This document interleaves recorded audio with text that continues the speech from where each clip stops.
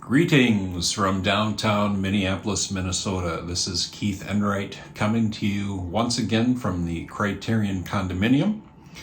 Now with 90% less glare in the eyeglasses and 100% more oven noise from dinner being cooked in the other room. Also, just to remind you that I'm coming to you from the set of my new movie, Criterion, The Completioning, Part 2, Ever Completioner. Today, I wanted to talk a bit about some Blu-ray history as far as it comes with Criterion, the Criterion collection. Criterion entered the Blu-ray realm of discs in 2008. In fact, they sent out information on May 7th of that year, letting their Criterion collectors know what the first titles were intended to be in the format.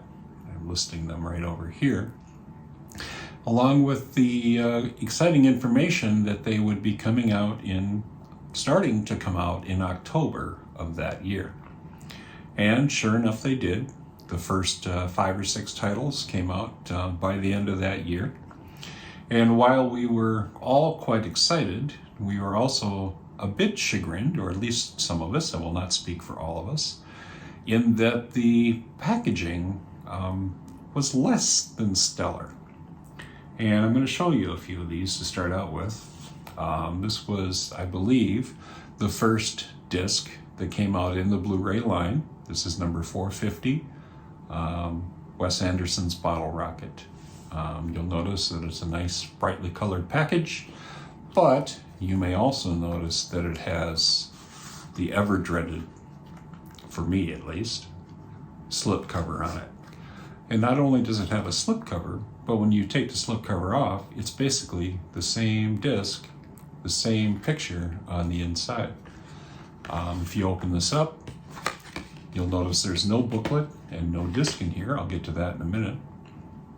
But this was, as far as I remember, the first Blu-ray that came out.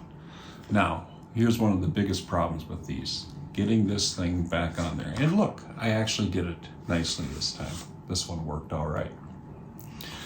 After Bottle Rocket, we had number 453, Chungking Express. This one, you'll notice, at least has different picture on the inside, so it kind of gives you a nice reveal when taking off the slip cover. And again, no booklet, no disc at this time. After that, 458, El Norte. Again, another exact same picture on the inside. The Last Metro at 462. This one has a die cut cover. Maybe a little hard to see on here. Again, different information, nice picture and stuff on the inside. Let's see if this one is harder to do. Yeah, a little bit harder. And then you just start to mangle the crap out of these things as you do this. Last Year at Marionville. Now this one, which you really probably can't see on here, has a nice raised lettering of the title and the director. And it is a nice package showing, things kind of fading away. Again, nice picture on the inside. And as with any of these whitish covers that Criterion has put out over the years. This is starting to yellow and even brown over the years. A couple of the other titles that came out at that time, if you go back into the catalog, you had the 400 Blows. Again, same picture, but at least this one on the inside, perhaps hard to see, but it carries through the ribbed sweater motif that was in the original box set of all 4 or 5 titles. And then finally, something that is out of print in more ways than one, The Third Man. This one here has a different picture, and it's actually a nice little transition from the end of the tunnel to the beginning of the tunnel. Anyway, by about February of 2009, I think there had been enough of an uproar, myself included. I had sent an email to John Mulvaney saying that I really didn't like these these packages. They told me not to worry. In fact, some wording right here on exactly what was said by Mr. Mulvaney, in the fact that they were going to be bringing back the plastic covers, and that they just didn't want to use, when they originally started Bluray, they did not want to use the blue cheap covers that many other companies were using. And eventually we got replacements for all of them.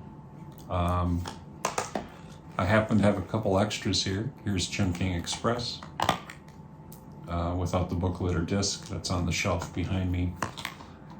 And I actually even got a broken one. So when I had my 400 Blows replaced, they sent me this. And then I got another one after that. So for some reason, I just have a couple extra of these laying around. And these are the covers that we all sort of love today. Now, that's not to say that they haven't used these types of covers sparingly since then, in a couple different ways. Obviously, there is the Time Bandits Venticular cover, which I don't keep on my disc because I don't like how these things feel. I'm a whiner. And then more recently, Sex, Lies, and Videotape. This one I don't mind so much because at least it's adding a little bit to the presentation. You'll see there. And then of course the one that probably still makes me a little annoyed, of course, Citizen Kane. It's a wonderful package, but I sure wish this would have been in a standard digipack. These things are just going to get beat up over time. Anyway, that is a bit of the history of the original slipcases. If you have any questions, let me know below. And as always, everybody, just please, let's see some engagement within the group and even some videos yourself. Thanks.